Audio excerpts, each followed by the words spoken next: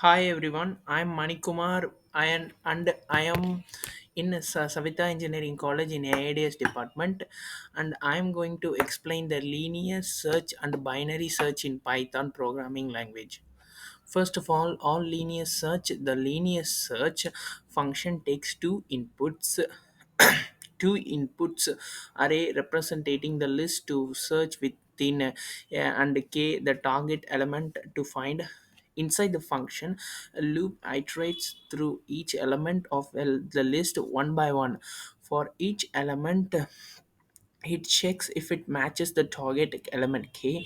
If a match is found, the function returns the index of the element in the list. If no match is found, after iterating through the entire list, the function returns -1 to indicate that the element was not found.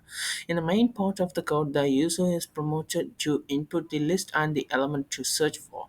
The linear search function is called with these inputs, and the result is stored in the variable Finally, the code checks if the res is -1 or not. If it's -1, it prints element not found. Otherwise, it prints the element found in the index followed by the index where the element was found. Binary search. The binary search for the element k is a sorted array. It starts with the search space defined by the low and I index. In each iteration, it calculates the middle index of the search space and it compares the elements at the index with k.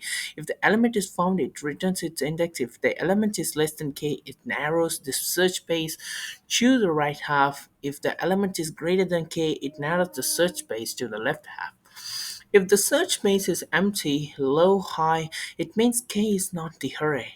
So it returns -1. The main program sorts the array, search for k, and prints the results for.